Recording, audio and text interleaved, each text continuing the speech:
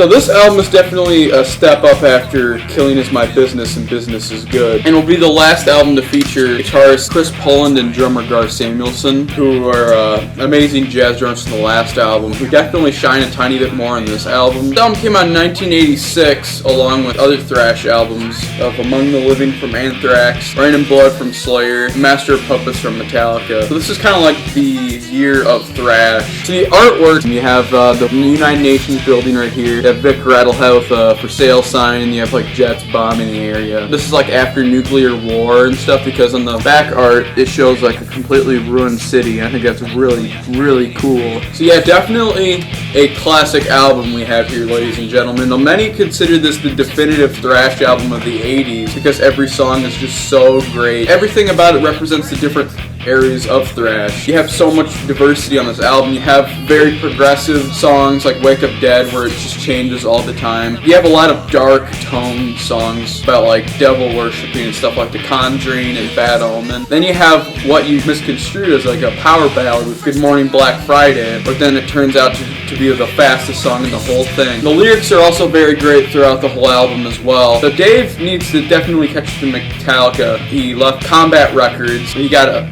signed with Capitol. So the production on this album is definitely a step up from Killing Is My Business. So another very important thing I want to say about this album is that this is actually my favorite album of all time. I started getting Megadeth because I was into Metallica for a while. Then I listened to Killing Is My Business and I really liked that. Then I began to listen to Rust in Peace and Peace Sells. I instantly liked Rust in Peace, but believe it or not, it took me a while to get into Peace Sells. I realized I was like, this is very different. It's kind of jazzy and taking a very different approach that Killing Is My Business did. I gave it more listens. I didn't just say, oh, that's horrible and gave up. So yeah, after a while, I started to really dig the song Wake Up Dead. I really loved the riffs in that song. And I started to really like The Conjuring as well. I already heard Peace Sells before, and I really liked that song. I was just starting to get into all of it after I got into the song Bad Omen, because I really liked the creepy intro of that. The first song is Wake Up Dead. I think it's about Dave cheating on his girlfriend Diana. He didn't actually do that. There's not much singing to this song at all. It's mostly just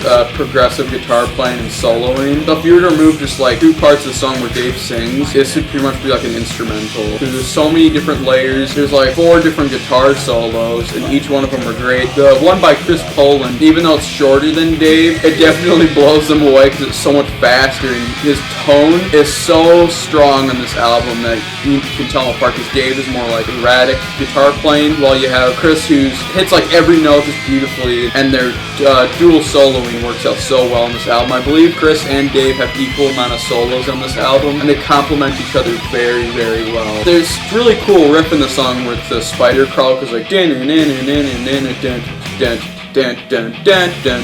It became a signature guitar style for Dave Mustaine, and is also featured on the song Ride the Lightning from Metallica because he had writing credits on that song as well. And then you have like the cool jazzy part at the end. Wake Up Dead is amazing. It used to be my favorite Megadeth song for like months.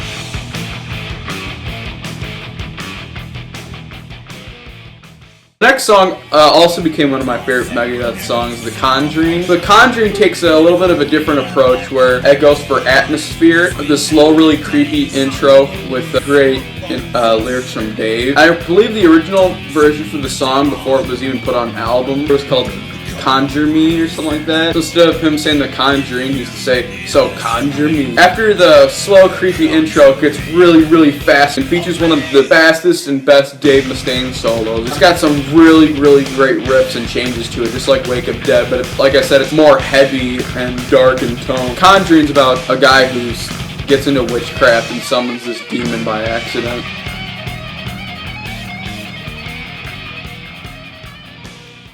Peace Sells, but Who's Buying, the title track. This is one of the most classic metal songs ever. Most people say it's the most classic, the lyrics from Dave Mustaine, because it can be linked to all of our lives. The song's very great. It's got some really cool riffs to it. It's not necessarily as fast or progressive, but it's more hard-hitting. It's got some great lyrics, and the solos from Chris and Dave are very great. I think Dave only has 3. First solo is Dave, and then you have all these Chris Poland solos going throughout the whole song, and they just make the song a masterpiece.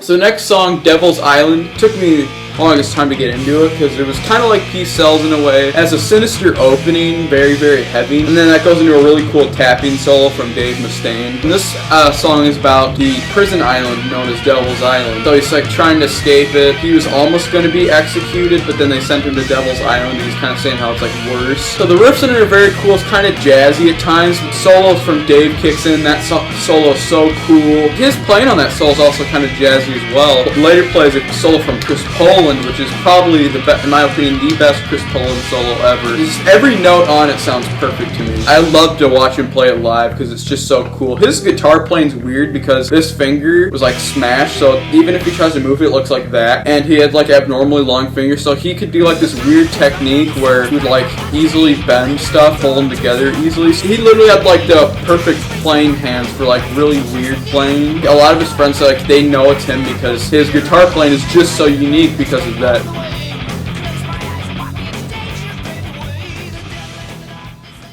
So the next song is kind of two parts. The intro is called Good Morning, but instead of like, you know, good morning, how are you doing today? It's like you're mourning for somebody. It's very dark and sad at times. That Dave and Chris swap solos in that part. Cool. And then it goes into Black Friday, which when you think the song's going to be a ballad from Good Morning, Black Friday proves that wrong. The song is like easily the fastest off the whole album. There's so many changes and so many crazy riffs throughout the whole song. The lyrics are very great. It's about like a serial killer. Another amazing solo from Chris Poland at the end. Dave and Chris both have two solos in the song, and they work together so perfectly, like in a puzzle. A Black Friday, probably my favorite song of the whole thing nowadays. It's so great.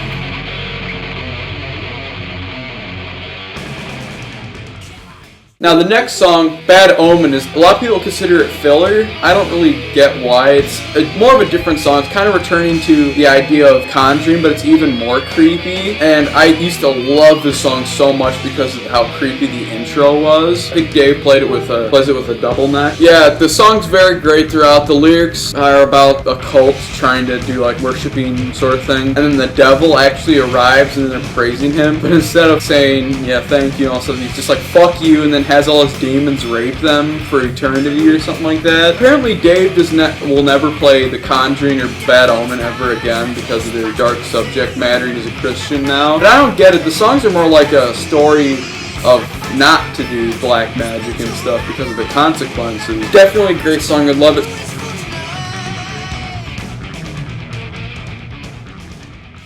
Then we kind of dip with Ain't Superstitious. Now, if this song was not on the album, this is without a doubt equal with Rust in Peace. It's a cover, I think, Willie Nelson, and it feels really awkward. It's kind of bluesy and jazzy throughout. I also hate the way Dave sings on it, and it just doesn't feel right. It kind of feels country-ish in a way. One saving factor that doesn't make it, that keeps it from being all bad, is the amazing, amazing solo fills from Chris Poland throughout the whole song. Definitely saves the song and gives it listening value too. I'll still listen to it with all these amazing songs just for Chris Poland's soloing throughout it.